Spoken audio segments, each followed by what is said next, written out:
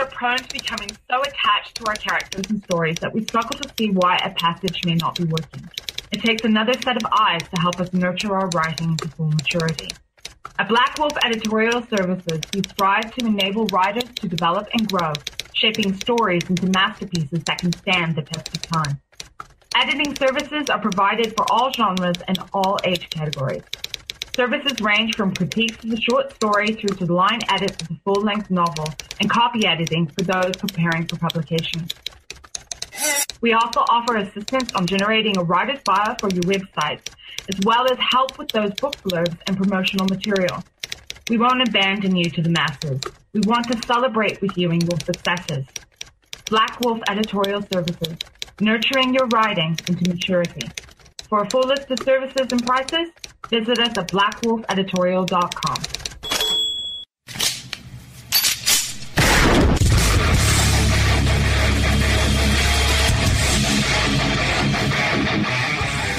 This is Slickery Trigger for Rebel Road Tactical. With proper care and feeding, your pistol will be ready when you need it. There to save your life. Shouldn't your gear be that good? Whether you need a holster for comfortable everyday carry or a tough-as-nails holster for your next training course, Rebel Road Tactical has what you need. Check us out on the web at rebelroadtactical.com.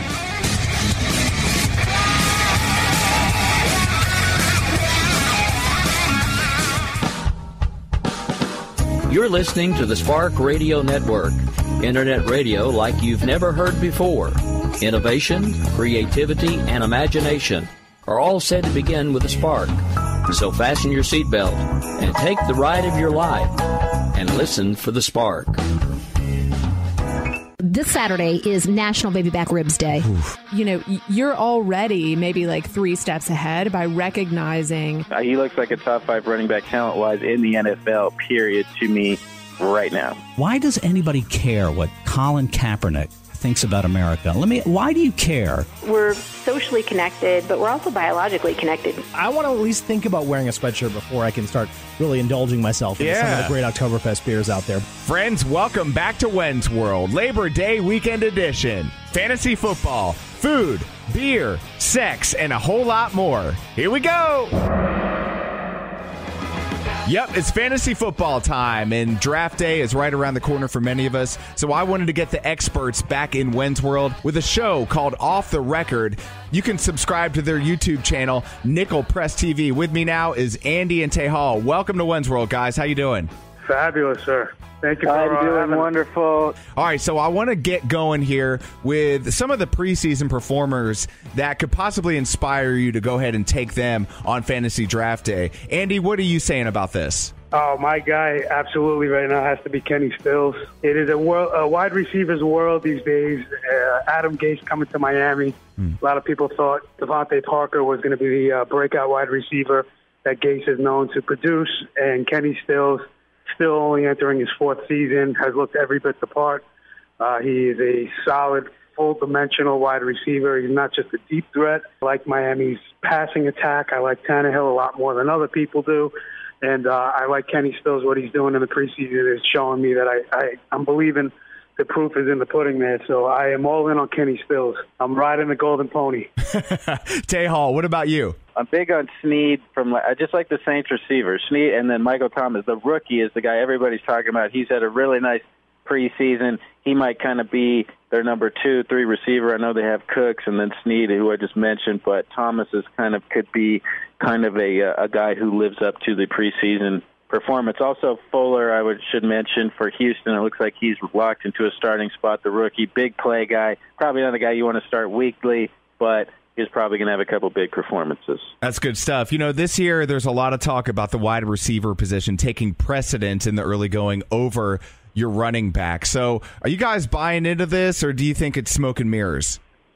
Absolutely buying into it. I also happen to think, though, this is the year to invest back into running backs early on in the draft. A lot of people are going away from that, following the trend, and I think you'll be mistaken by taking that route. I still think this is a year you bounce back to taking a running back in the 1st or 2nd, if the right one is there.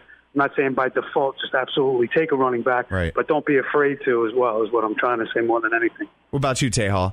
I'm a little bit mixed on the subject. I wrote a little bit about this on my column the other day. When PPR leagues, people are going with this thing I'm sure a lot of people are familiar with now, the zero running back theory, where you're basically just waiting deep on running back and getting these guys that maybe catch some balls but really not worrying about it. I like to still get a running back early there. I just, it's all about, for me, just reading the draft board, who's there, not necessarily absolutely sticking with a certain strategy. But wide receivers have definitely, over the past few years, gone way, way up. It used to be like, oh, you've got to go running back with your first two picks. Those days are long gone. Receivers are full in the first round, are full of receivers in that standard half-point PPR and PPR. It's a ton of receivers. That's the world we live in right now. And it might change, but not anytime soon. Yeah, I got burned last year. I went Eddie Lacy and C.J. Anderson. Yeah. And that was what everybody was talking about. You can't lose. It's a sure bet, and I sure as hell was out of luck last year. Yeah, that reminds me of Trent Richardson 2 years ago. Oh. So that was a horrible route you took last year with those two selections. That's so true. Hindsight's always 20/20. Is it ever too early to take the best quarterback in the league? Yes. Absolutely. That's my personal feeling. I think you can wait on a quarterback. The reason being is their drop-off is so insignificant on a weekly basis. You're talking a mere couple points. Right. You're talking about what a kicker is basically going to produce for you. So, that can be the difference between a win and a loss, sure. But if I'm drafting a monster team, I'm trying not to win based on 2 or 3 points being the difference. Right.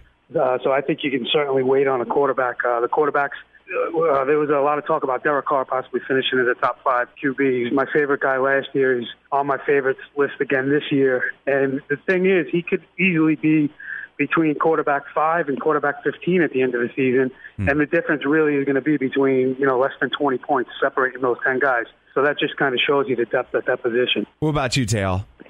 Yeah, I've never been to take a quarterback kind of high type of deal. The only time I ever really did is the year after Tom Brady tore his ACL. I took him, higher than I normally would take a quarterback. That was a big year. He kind of struggled that year. Basically cost me a title. I'll never go that route again, although I do get intrigued with the running quarterbacks.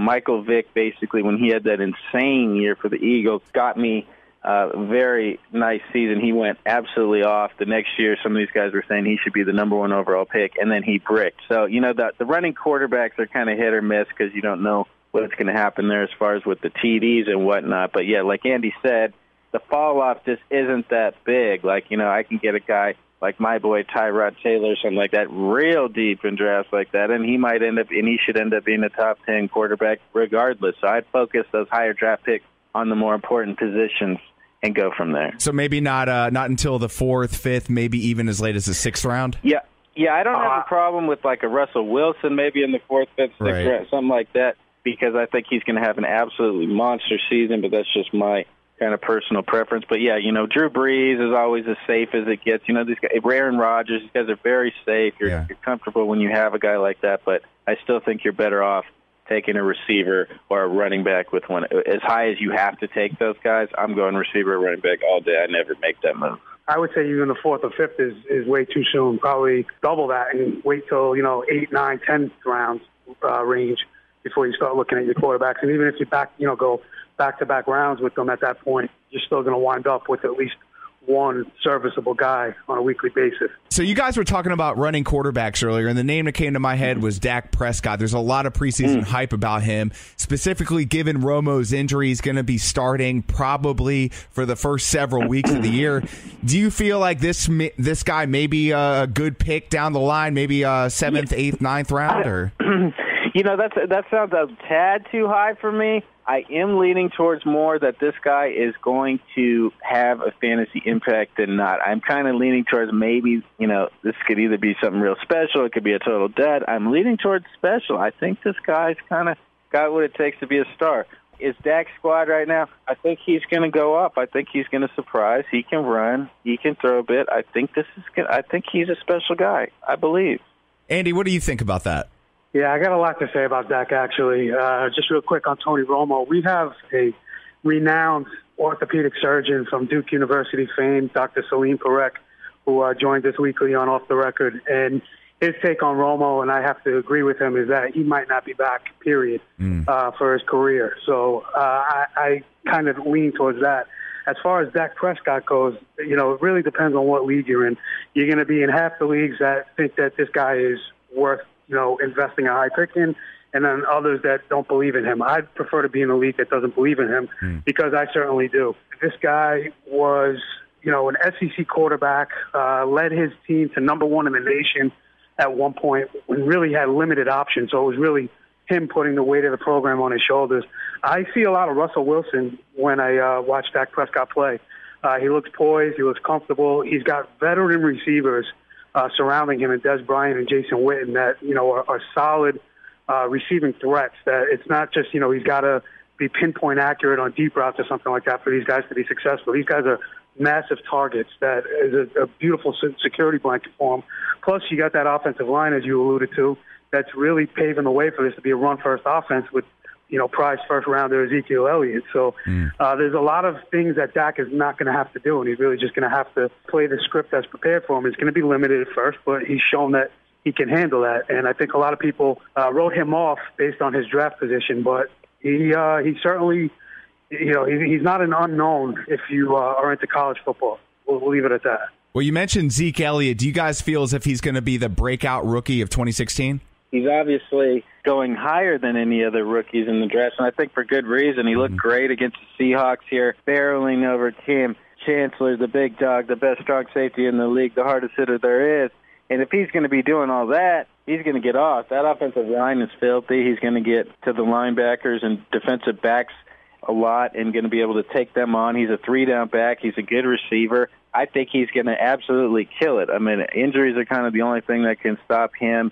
And then, he's made a couple questionable decisions off the field, so that could come into play. But as far as just talented running, he looks like a top 5 running back talent-wise in the NFL, period, to me right now. Wow, that's big time. So, Tehal, you're saying first or second round worthy, or? Oh, yeah, first round. What about you, Andy? Yeah, I think this guy's got the weight of the world on his shoulders based on where he was drafted, his pedigree at Ohio State, the Cowboys' offensive line, the Tony Romo injury, and at every turn and every additional thing that's been added to his workload, he has not shown any signs of weakness or being incapable of living up to those expectations. So I full well believe in him as well. I actually just drafted him in one of my home leagues. I was able to snag him at the 8th spot in the first round. So I'm totally a believer in Ezekiel Elliott going forward. And again, if you're just joining us, we are with Andy and Tehal of Off the Record. You can find them on YouTube. Subscribe ASAP. Nickel Press TV on Twitter at People's Pen, PeopleZPen. That's where you can find my man Andy. And of course, Tehal on Twitter as well at Lord Benedict, LordBeddict. Guys, as we wrap things up, I kind of want to touch on your feelings about the best QB and wide receiver tandem, and also which ones to avoid at the same time. I'm going to take this back to the guy I mentioned earlier being one of my favorites, and that's Derek Carr. I see this offense as sort of a modified version of what the Packers do out in Green Bay with Aaron Rodgers. He's got Amari Cooper, who made Blake Sims look like a Hall of Famer in college. Right. This guy is going to totally take off in his second year. He's just a stud, and I like that combination. There are a few others that I like as well, but I'm going to go with the dark horse being the Raiders, Carter Cooper. What does the great Tehal say? I'm going to go with, the most obvious choice, Big Ben to Antonio Brown here. These are two absolute legends. You could argue Antonio Brown's going number 1 overall in all fantasy drafts. You could argue that Big Ben is the best quarterback in the NFL, definitely top 3 or 4. Everybody is on board with that, so I got to go with them. That's the safest choice. I'm not normally known for my safe comments or predictions, but in this case, I'm going to take the safe route. All right, so Andy and Tehal, who has made you do a 180 in terms of how you feel about them, either positive or negative? So I personally am very into the NFL draft. I attend the Senior Bowl in January's down in Mobile, Alabama. So in leading up to this year, I was very down on Derrick Henry, translating his game into the pros. I am not prepared to eat crow on this sentiment. I was vastly intrigued by the Titans' opening snap of the preseason, in which they featured DeMarco Murray and Derrick Henry both in the backfield at the same time. Wow. They've yet to do it again, but that just showed me that this is something that's in the playbook. And if we see that in the regular season, I think it's just going to be something defenses will not be able to prepare for. And so far as a runner, he's looked to be capable of running through NFL-level linebackers, which I thought was going to be his big problem. I just didn't think he, as big and strong as he is, I just thought he would be equally matched as a pro as opposed to just being able to run over everybody like he did in college. So I have changed my tune on Derrick Henry as we enter the season. What about you, Tehal? A guy that people are having to sell me on I've kind of come around here on the last couple of weeks. I do rankings at Fantasy Pros and for Razzball, and I get kind of harassment that I had Lamar Miller too low. Of course, he's been in Miami the last few years of his career, his whole career really, and now he's in Houston to kind of be the lead back. Now he doesn't really have to split carries. Now he's no goal line back. He's the guy. Explosive, he's fast. People are kind of thinking this guy might be a top 5 back. I was like, yo, hold up here a little bit. Rein in the horses here. This is getting out of control. He has never showed us what we kind of thought he could do before. Is it really all Miami's coach's fault, or is some of this, like, does he have some deficiencies we don't know about or we're not seeing? There's got to be a reason for this, but there's really no competition for him there. Offense looks good right now. Stuff looks good. I'm kind of come around to him. He's definitely probably a top 10 back, possibly a top 5 back. Hard for me to admit my wrongs, but I was maybe incorrect on this one, and I'm kind of leaning towards him having a monster year. Man, I appreciate the vulnerability there. Again, if you just joined us, we've been with Andy and Tehal. Off the Record, the name of their show. Subscribe on YouTube, Nickel Press TV. Tehal is also a contributor to Razzball.com. You can get your fantasy insights and advice there. You guys have been brilliant, man. Thank you so much, gentlemen. We got to have you back next week. We'll look back on some of these statements and look ahead toward week 2 in the NFL. Sounds good. Thank you, sir. Friends, stick with us right after this break. We are back with our Summer Soul Food and Sud segment featuring our Southern sister, Jenny McCormick of Southern Sisters Radio, and Aaron, the beer guy Williams. We're talking baby back ribs and the perfect beer pairing. This is Eddie Mayfield with EMA. That's EMAINC.net. I'm in Wenz World, and we love it. I'm Amber Berry with Crazy Healthy Radio. Come visit me at Westside Yoga on Howell Mill Road in the month of September, and your first week is free for new students. It's National Yoga Month, and we would love to meet you on the mat. I'm in Wenz World, and I love it. Hey, everybody, this is Jenny McCormick Earhart, inviting you to join me every Saturday at 1 o'clock on the Southern Sisters Radio Show, the show for Southern women and the men who adore us. We talk about everything from life in the South to food in the South to romance in the South. So hit me up at my website, southernsistershome.com, or follow me on Facebook. I'm in Wenz World, and I love it. Baby back ribs, barbecue sauce. Jenny, how you doing? I'm doing great. Awesome. Are we on the air? We're on air. Surprise.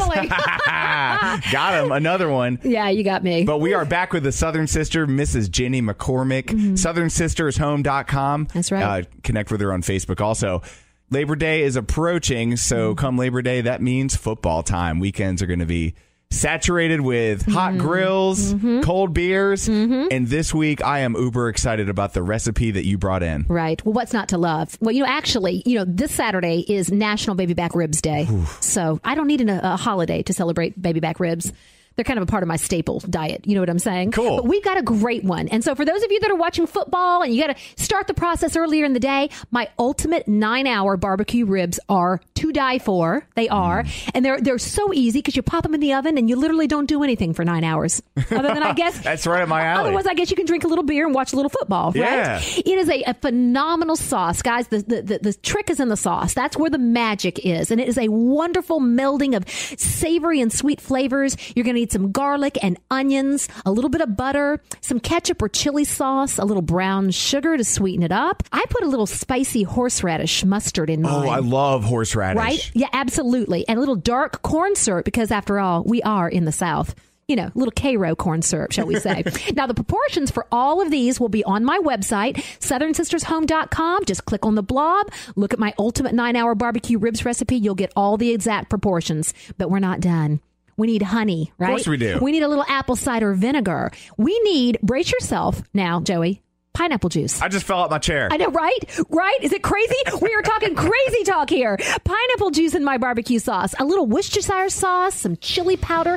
I'm kind of in love lately with the hot chili powder. Oh, I love the chili powder. Yeah, spice it up a little bit. About a tablespoon of salt, maybe a little shake of cayenne, and some black pepper. Now, what you're going to do in a saucepan is you're going to melt the butter, cook the garlic and the onion until soft, and then add all the remaining ingredients. You're going to bring it to a boil, then reduce the heat, and simmer it for about 30 minutes, right? In the meantime, those baby back ribs, you're going to layer them in a pan, pour the sauce over, but reserve some of the sauce because you're going to want to, something to sop later, right? Of course, you know what I'm saying? And you pop those babies into, get this, a 190-degree oven. That's it for 9 hours. Wow. Log about hour 3 or 4. All the dogs in the neighborhood are going to be lined up on your front porch because they're going to smell the fragrance, the aroma from these ribs is going to be just sort of wafting across your neighborhood. So these are outstanding. Approaching fall, but it's never too late for baby back ribs. Baby back ribs. I want my baby back. I was hoping that you pull out that song. Yeah, I know. And as Jenny mentioned, you got to check out her website, southernsistershome.com, and you got a radio show. I do, very coincidentally named the Southern Sisters Radio Show. The show for Southern women and the men who adore us, Saturdays at 1 o'clock on 590. And always on SoundCloud, On Demand 365, all the time. Always. Southern Sisters Radio. Jenny, you are amazing, and I cannot wait to dive into some ribs. Have a great Labor Day weekend.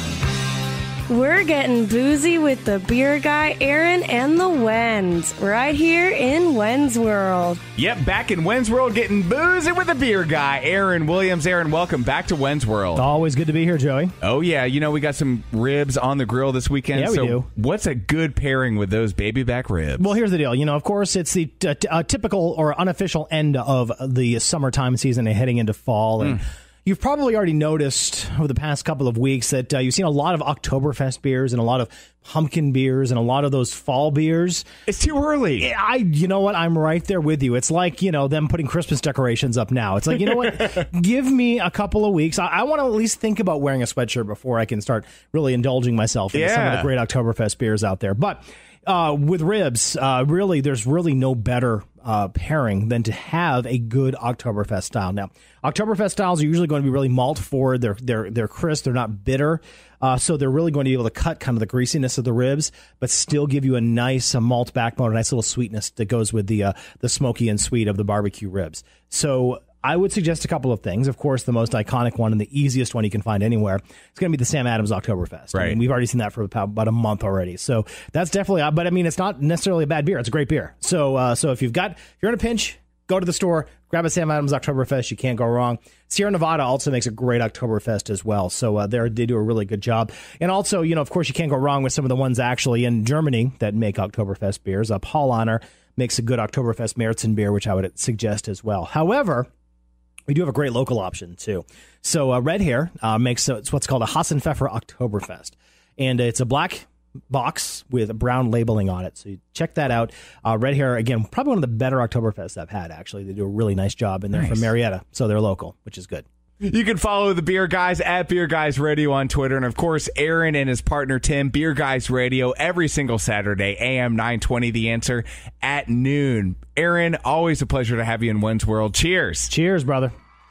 Friends, we're a hop, skip, and a jump away from what's grinding the voice's gears. And right after that, Your Brain on Sex with author and neuroscientist Kate Sukol. Stick with us. Right. This is Dennis Prager, and I am in Wenz World, and I love it. The Out of Control Atlanta Traffic Watch. Oh, it is out of control, but who is in control of giving you the very latest and greatest all things traffic? The voice of Atlanta traffic himself, Mr. Chris Monroe. Loving it. How are you, man? Doing great, man. I am fantastic. Labor Day weekend. What to anticipate on the roadways? At least they're not going to be doing big construction projects over Labor Day, which is nice. So GDOT's going to be suspending all of that. But, you know, I was going up. And our foundation, we just got a little office up in Marietta, very close to the Big Chicken. So I decided, well, I'll just go up 41 from the station the other day. Right. A lot of folks are concerned about what the Braves Stadium and all the traffic's going to do. Dude, it took me an hour to get from Buckhead to Marietta on 41 North. I mean, it's like 50 minutes because of the construction and the traffic. I mean, it's every light you sit at for like 12 minutes. I mean, it's just absolute craziness. So that's out of control. Cobb Parkway, it's done. It's the Cumberland District over there, the new Brave Stadium. You're going to have to park and walk because you're not going. It's going to be like a little mini New York right there. Oh, geez. Which is already bad enough. So.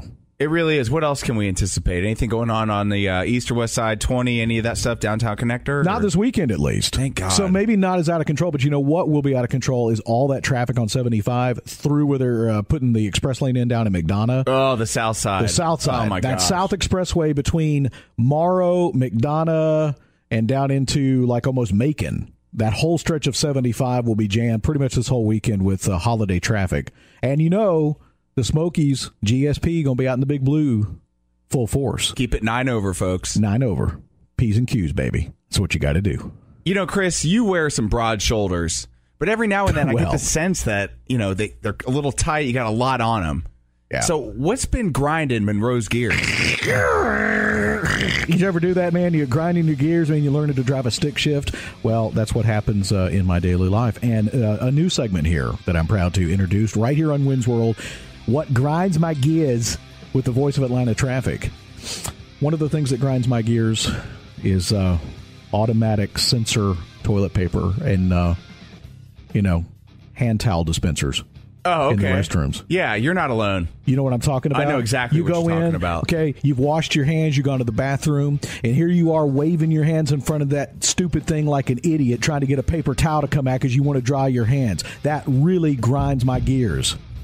So you're supposed to wash your hands in the bathroom. This is what we've gone down to, folks. I'm sorry.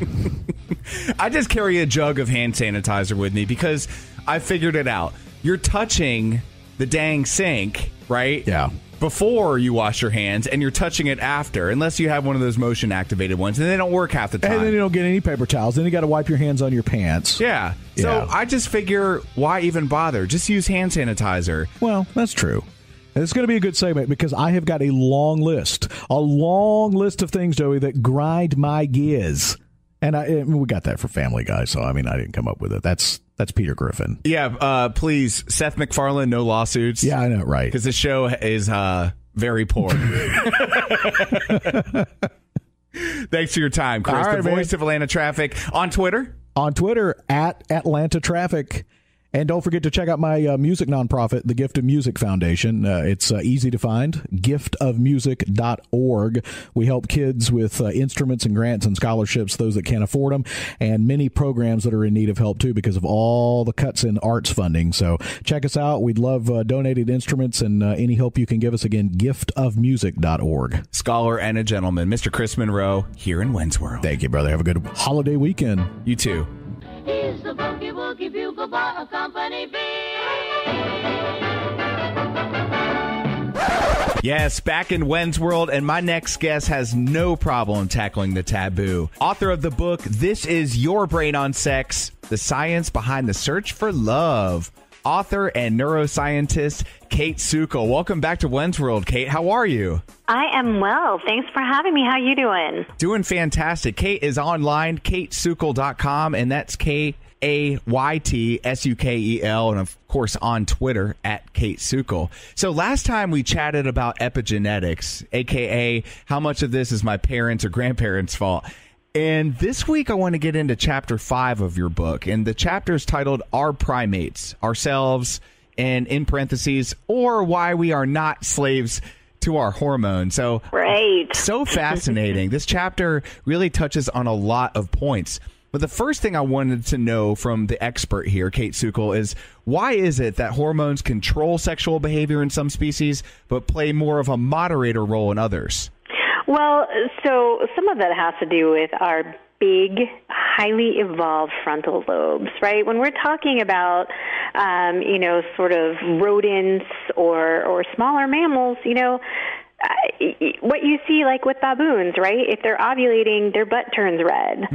It's a signal to everybody else, just that one change in hormones that they are fertile, really controls whether or not they're going to have sex and, of course, whether or not somebody's going to approach them.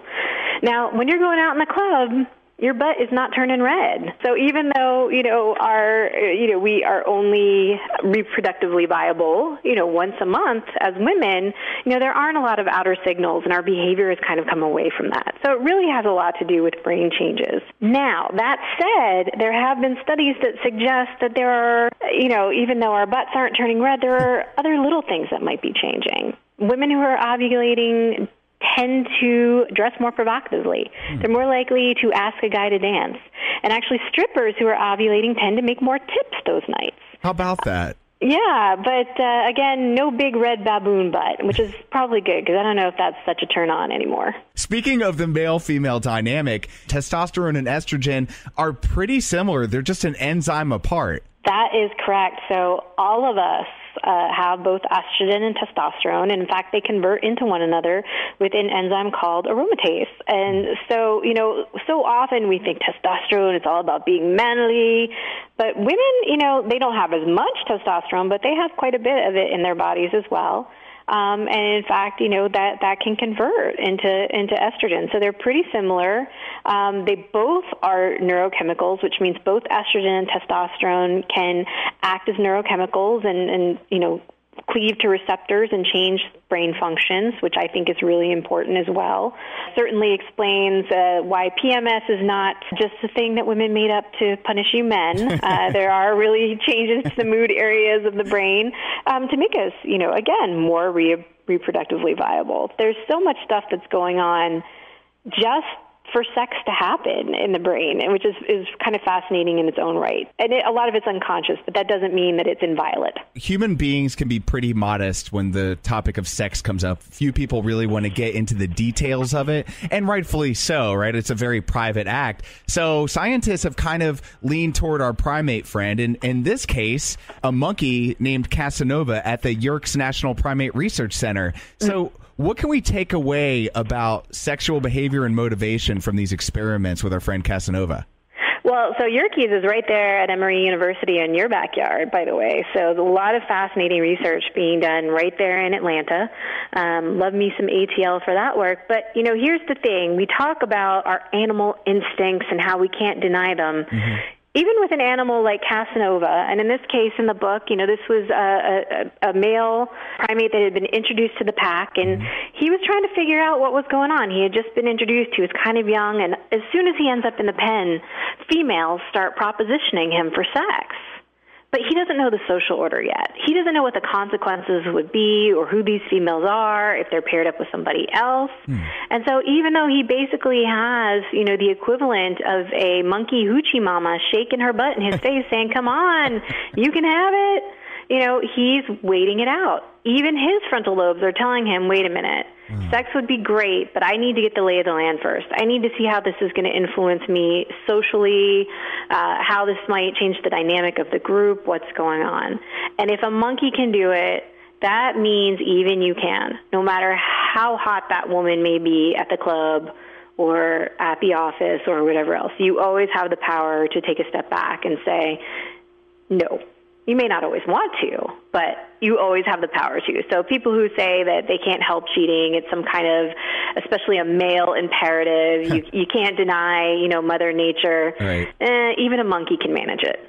So even if the butt turns red, sometimes we have to stop and think about the consequences of what we're doing. Exactly. We may like a red butt, but sometimes, engaging in that red butt action means that we're going to be in hot water later. Ooh, that's so true. And as we wrap things up, last question. In your opinion, how much does society impact our hormones? Oh, well, that's another question that's hard to answer because we're learning being in groups can change our hormones, being in proximity of other people. And a really interesting fact for me is, age of when a girl starts her period can be altered by the fact whether or not she lives with an unrelated male. She may start her period earlier than she would otherwise. Wow. So we see that, we're socially connected, but we're also biologically connected human beings. And so we're finding our environments and the situations that we're in really do change when and where our hormones act up. And we're only beginning to scratch the surface of it from a neuroscientific perspective. Kate Suckel's never afraid to tackle that taboo. And next time we get together, I want to talk about the his and hers, right? So the difference is the age-old question, what makes us so different from each other, males and females? Author Kate Sukol here in Wenz World, found online, katesukol.com. Again, KAYTSUKEL, and of course, at Kate Sukol on Twitter. Kate, always a pleasure. Thank you so much for your time. Oh, thank you. Friends, radio legend Larry WACHS right after this break.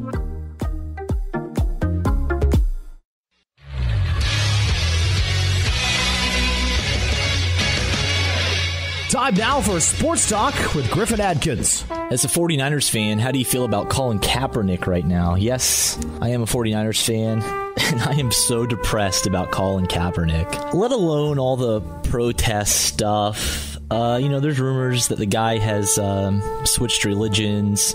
He confirmed yesterday that he's a vegan. His whole worldview has changed. But that kind of bothers me. But what bothers me more is that this guy just suddenly stinks at football. He's terrible. He probably won't even play this season. And it's so sad. I look back on my Twitter feed of old pictures of him and Jim Harbaugh hugging and giving each other high fives, playing in the Super Bowl, playing in NFC Championship games. And that was only 3 or 4 years ago, but it seems like it was at least a decade ago. I'm crying, man. I'm looking back at those pictures and there's tears rolling down my cheeks. It's sad what's become of what Ron Jaworski said was the greatest quarterback to ever play the game.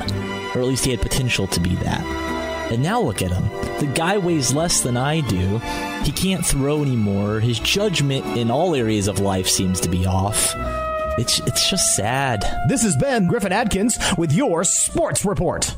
This is Larry WACHS of the world-famous WACHS Modcast, Atlanta's #1 smartphone radio show on iTunes and Google Play. But that's nothing compared to Wenz World. So you saw the Colin Kaepernick story. Yes, and I would like to thank him. I want to thank him for making us aware of the African-American situation in America. For without Colin Kaepernick, how would we know that African Americans have suffered greatly in America over the past 200-some years? While us, the rest of us, are having parties and living the high life, it turns out, and I did not know this, Colin Kaepernick graciously pointed this out to us last week, and I thank him, that African Americans, it turns out, have not been privy to as much party privilege as the rest of us. So I want to thank him for that. Let me ask you something. Yeah. What was your reaction to Colin Kaepernick's stance, as muddled and as nonsensical as it may be? My initial reaction was that which has been shared on social media. It was initially I was just shocked. I was shocked and leaning towards What were you pissed. shocked about? What shocked you about Colin Kaepernick? What shocked you that a guy with a Phil Collins motto across his chest could possibly come up with? I just didn't see it coming. I didn't see it coming from Colin Kaepernick. You know, he was raised by white parents. Mm-hmm. You know, You thought he was an all-American guy. Well, yeah, because he hasn't given me any reason to believe otherwise. Mm-hmm. And apparently this isn't the first time this has happened, but just the first time it's been noticed. Why does anybody care what Colin Kaepernick thinks about America? Why do you care what Colin Kaepernick thinks about America and the flag and everything else? Why does anyone care? Joey, why do you care what Colin Kaepernick thinks about anything? I think America cares what athletes and actors think nowadays. Well, yeah, that's evident, but why? Their star power, their platform. I think money speaks now. If you have money, you're taken more seriously. Because money. Yeah, like people would care about what Kim Kardashian says, even though she's a nitwit. I don't care about what Kim Kardashian says. Well, I find the you... less I care about what Colin Kaepernick thinks of anything, the better off I am. It's just a waste of time. But what if he's saying the right things? He did say some of the right things. He said Hillary Clinton should be in jail. I still don't care what he thinks. Right. Because he's not going to put her in jail. You don't have any solutions. What I'm looking for from a guy, from anybody who has an opinion, is like, all right, you point out a problem. That's a dime a dozen. Why don't you raise your game and give us some solutions? What's happening with Colin Kaepernick is, again, sad. Like Tom Brady's haircut, we're seeing an emasculation before our very eyes. And who's getting the cash? His Egyptian DJ girlfriend. who's put all this nonsense into his head, and they're going to steal him blind, this kid, Colin Kaepernick, his Egyptian DJ girlfriend. She's pretty hot, but, she's a money grubber, just like all the women. Wow, she's pretty. Yeah, she's pretty, but she's a manipulator. She's a manipulator. She's manipulating. That's what I heard. Did you hear? That's what I heard. That he has some Egyptian DJ. So, what we're seeing here is that, they've radicalized an NFL quarterback now. This chick has radicalized an NFL quarterback for cash. That's what's going on here. That's what Prince called control. Yeah, he has no control over the none. He's letting the control him. Yep. But, can you blame him? I mean, she's gorgeous. Well, he's stupid, yeah, so I expect this. I knew he was stupid going in, so it doesn't shock me that he would say something stupid. I'm going to sit down and not respect the flag. And I say, I don't care. The flag doesn't care about you, Colin. So, the country doesn't really care. You're a third-string overweight quarterback. And by the way, let's not let this go unnoticed that he is an overpaid third-string quarterback on a team that is going nowhere, right? And football is not in the cards for him very long. He's got to find another line of work, which is, in this case, he's looking into professional victimization as his way to make hey, it's lucrative. It is. He's betting that on November 8th, things won't change. Hey, Jesse Jackson's got to die sometime. That's right. That's right. You got to find some substitutes. You got to find a farm team. The jihadists, the Black Panthers, and the Muslims are looking for, they need a farm club. He's in AAA right now. And when his commitment to the 49ers ends probably in a few weeks under Chip Kelly's ridiculous offense. Oh, so terrible. That's another thing. It's like, if I'm Colin Kaepernick, put yourself in his shoes. This is how we understand people. We put ourselves in their shoes. Right. Okay, you're Colin Kaepernick. You sucked before Chip Kelly. And now Chip Kelly comes in with his ridiculous offense that can't work in the pros because no pro wants to run a play every 20 seconds. Right. They just don't want to. Right. College athletes do because they have to. They're eager to succeed. They're hungry. They're young. Plus, college athletes also have an advantage over the pro athlete in running the Chip Kelly stupid gas your players offense, which is college players don't have the access to money, women, booze, and drugs like the pro athletes do. No pro athlete in their right mind, now that they got the money, is going to run a play every 20 seconds. That's why the offense doesn't work. As long as they have access to women, booze, and drugs, they're not going to be. You got to make choices. You got to build your offense around what you have, not what you wish you had. You have to build your offense around the fact that all pro players are millionaires who have easy access to women, drugs, and booze. Therefore, they're not designed to sprint 60 times a day. Nobody is, but Usain Bolt is not built for that, but football players certainly are. And that's why that offense crashed and burned in Philadelphia. And it will in San Francisco because he has less personnel. Carlos Hyde is not what DeMarco Murray. He hasn't come close. I don't know what's going to happen to DeMarco Murray now, but up until that point, it was hands down not a contest. Well, you can't start a running back in the pistol position and expect him to outsmart the quickest defensive ends in the world. They're smart. They know. Right. Even last year, Josh Huff called Chip Kelly's playbook out. He said the defense knows what we're doing, and he got in trouble for it. But everybody that knows anything about football, that's even watching it, knew what was happening. It's absurd. Yeah. Pro football is not a track meet. Exactly. It's just not. And you're going to gas out your players. And meanwhile, Chip Kelly looks like he ate an elephant. And why would he inspire these players to change their diet and retool their workouts in order to get this offense up and running? They would have a chance if it was like a fit-looking guy like Adam Gase or one of these other young bucks, but not Chip Kelly. He's a fat guy. Or bring Harbaugh back. The whole thing with that was the disagreement between him and Kaepernick. He was a great coach. I mean, he led him to the playoffs like 3 years in a row. And then 2012, that's when Kaepernick shined, but it was under the leadership of Harbaugh. That's because Harbaugh didn't have this stupid offense. But also because at the time with Harbaugh, Colin Kaepernick did not have this Egyptian DJ flashing her cooter around to get money from her Muslim organizers. That's what she's doing. She's renting herself out. She gets a check. Listen, and let me ask you something. If she were a real Muslim woman, would she be uncovered? Would her head be uncovered? No, she'd be wearing the burkini. That's right. If she were a real Muslim woman, would she be flapping her lips and talking trash about America all the time? No, she would let her husband do that because that's what you're supposed to do as a true Muslim woman. Right. Would this, if she were a true Muslim woman, would she be whoring around with a stupid, dumb jock. No, of course not. Of course not. That's the tell right there.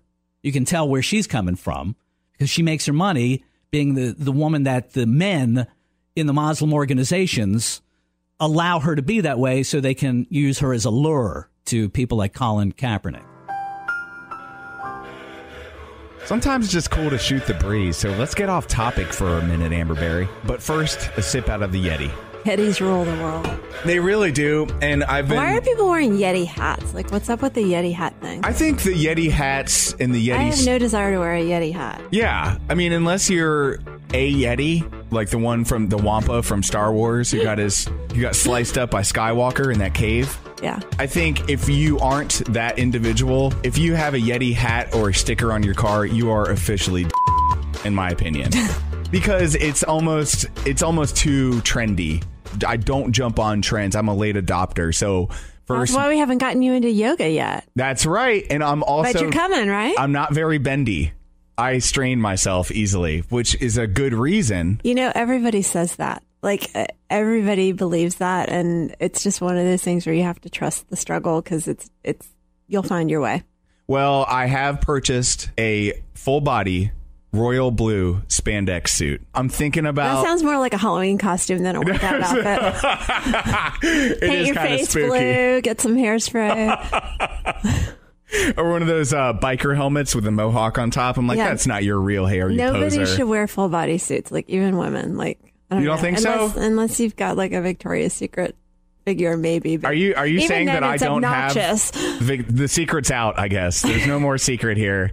I just don't want to see it. I got you on anybody. Like, but I wear my yoga pants everywhere, and so I guess it's probably not that much different. No, and you know what I love about yoga pants? I call yoga pants and leggings. Is that how you, or is it leggings? Is there a G after the GG? I think it depends on whether you're in the South or not. All right, let's pretend we're in the South. Okay. So I think leggings are the perfect attire for any season. And I call fall and winter Han Solo season because you always see the girls with their leggings on and their tall brown boots, just like Han Solo from Star Wars. I love it. I'm thinking that might be what you are for Halloween. I think you need to be Luke Skywalker. I think I have... Obi-Wan. Yeah, well, oh man, Obi-Wan is a G. Like, I can't live up to the knowledge that guy, like, he is literally... But if you came and did yoga with me, you could. I could. And that was off topic with Amber Berry. Now I'm going to try and get on topic here because I've wasted enough of her time. We are with Wenz World's sensei, the great Amber Berry of @CrazyHealthy on Twitter and crazyhealthyamber.com. Welcome back to Wenz World, Amber. How are you? Thank you. I am fantastic. I feel very energized today. I got up and ran and then did an ab workout. They call it Six Pack Promise. It's an app designed by That's a great brand name. It's only a promise if you commit, right? And so the promise is if you'll do these exercises and exercise discipline in the kitchen, then you will have a six pack. And the problem I have is I enjoy too many foods that keep the old winter coat on. You know, one of the things that is not commonly understood is that what you're calling curiosity can actually be craving, and that craving comes from imbalance in the body. And Ayurveda teaches that the body needs 6 different tastes or flavors every day to have a complete nutritional profile. And it's really amazing, the science behind it. And to understand that these cravings, maybe, do you crave sweet or salty? I crave both. Okay. So Ayurveda teaches that if you're craving sweet foods, that you can counteract a sweet craving with a bitter food or a pungent food or a sour food. And so instead of eating a bowl of ice cream, you could eat some spicy food, and that would rid you of your craving. And it's something that's actually worked for me. Like when I have a sugar craving, I eat something bitter. Either I'll eat a salad or I'll eat a grapefruit. And so when people say that they're curious or they can't control their eating habits, I always wonder what's behind that. Like, is it more of an imbalance in the diet than actually the person's lack of control. Well, we had Margaret Schwenke on earlier, and she's our holistic nutritionist, and she shared a lot of insight into why people have these cravings and whether it's actually, am I really craving the food? Or is there an issue going on that I'm using the food as a means to combat this issue rather than actually dealing with the problem at hand? This kind of mirrors that and complements that. Well, and it's so interesting because the way we are taught to think about it in the Western world leads to a lot of self-judgment, a lot of feeling of inadequacy. Why can't I control myself? Why can't I stop eating all the sugar? And the universal truth is that it has more to do with psychology and how our brain works. And so we're in this spiral of feeling bad about ourselves. But if we're curious about what it really comes from, then we can give ourselves grace and understand, feel compassion for ourselves. It's not what we think it is. And there's a different way to go about solving the problem. Yeah. The struggle is real, so they say. Yeah. It's about what you invest in. And so if you're consistently investing in a perfect appearance, it's an unattainable goal. Yeah. And we're never going to look perfect. And the question is, at what point are you satisfied? But instead, if you invest in living a balanced life, having an appropriate amount of work and play, an appropriate amount of struggle and joy, and trying to seek the truth, be curious about what's really happening here, because so often our mind tells us that a scenario is one thing when the truth behind what's happening is something very different. And so if you invest in asking questions that lead you closer to the universal truth, then you're prioritizing your own joy. And that's something that's sustainable for a lifetime, whereas our appearance is fleeting. And that's what makes people beautiful. The most beautiful people I know are the people who shine from the inside out. And it's not the model walking down the catwalk. It's the people who are just happy to be here, happy to be in the presence of friends. With Amber Berry at Crazy Healthy on Twitter, and of course, crazyhealthyamber.com. We're slaves to this on-demand society, right? Like you mentioned before, the instant gratification. And when it comes to food, we have all these quick options, right? There's a Wendy's, there's a Taco Bell. And so when these things happen, we're like, oh, I got $1.05. I can grab a quick double cheeseburger. I've gotten to the place where I would rather buy something at Whole Foods and forego 10 other things because I know that it's bringing me closer to my goal. So that's a whole nother conversation. It's about what we value. Yeah, it's just being the witness to your thoughts and how often you're having that conversation with yourself. And once in a while, if you want $1 cheeseburger, then, once in a while. But if you're doing it every day, like I did in college, like I had a bad McDonald's habit. Oh, I love it. We talked about the Big Mac before. Yeah. There's something about it. Big Mac and Dr. Pepper. Oh, my gosh. But I was living in a world where that was okay. The people around me were doing similar things. And I never stopped to ask myself what I valued, and I was just relying on what everyone else around me was doing. And that's why I think this practice of yoga is so important, because it makes you more invested in who you are and what you believe, and it changes your brain. Like it actually changes your brain to do this practice, and you start wanting different foods and you stop wanting things that make you feel bad. You become more sensitive to things that make you feel bad. And you just don't want that stuff anymore. Wenz World's very own sensei, Mrs. Amber Berry of Westside Yoga, right here in Atlanta off of Howell Mill Road. Connect on Twitter at Crazy Healthy, and her website has all the info, the details, upcoming events, so on and so forth. crazyhealthyamber.com. Amber, as always, it is literally a pleasure to have you in Wenz World. Thank you so much for your time. Thank you, Joey. It's awesome to be here. In Wenz World with eating psychology counselor, Mrs. Margaret Schwenke. Welcome back, Margaret. How are you? I'm great. How are you? Fantastic. Last week we talked about the transaction that happens between the plate and my big fat mouth. So, hashtag why Entenmann's why. Yes. There's something emotional that happens in my brain when I have that craving. And so I've always kind of wondered, why does that happen? And possibly the steps that I can take to alleviate that pressure and make the right decision. Yeah, I think that's right. I think a lot of us have cravings. And I think the interesting perspective here is to realize that an emotional craving is separate from a physical craving. Emotional hunger is different than physical hunger. And so in order to start to understand and to really master our own nutrition, we also have to master our emotional process. So let's take an average day in the world of the Wenz here. Yes. I'm at the grocery store. Let's say that I just got in a huge fight with somebody. Yeah. So the need there would to actually be to call them and make things right. But the donuts are so much cheaper and easier to deal with. Yeah. So yeah, that's a good point. I think that you're already maybe like 3 steps ahead by recognizing that what you're really desiring is to call that person and to make amends. I think a lot of us are still maybe not clear on that. A lot of us are just knowing and feeling that we want the donuts, haven't yet worked backwards or done the deeper dive to understand that like what's really happening is something in our emotional world and that you're having a disconnection from your peace, right?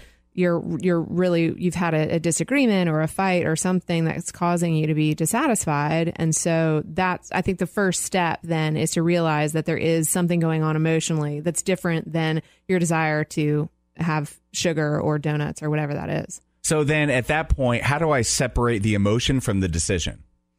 Allowing yourself to go through the emotional process of feeling whatever the emotion is. Oh, okay. Now I recognize that I'm really upset because I had a fight with my wife or my, son or whomever. There's something going on for me emotionally. And so I get to separate those two things and I don't have to feed the emotional need with a physical food.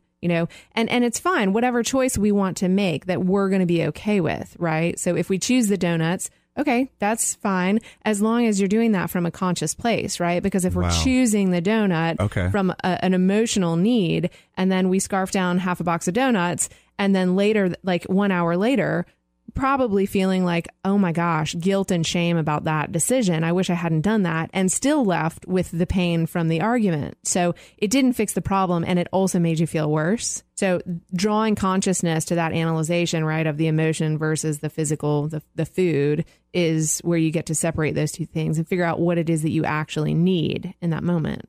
Wow. So how do you help people get to that place?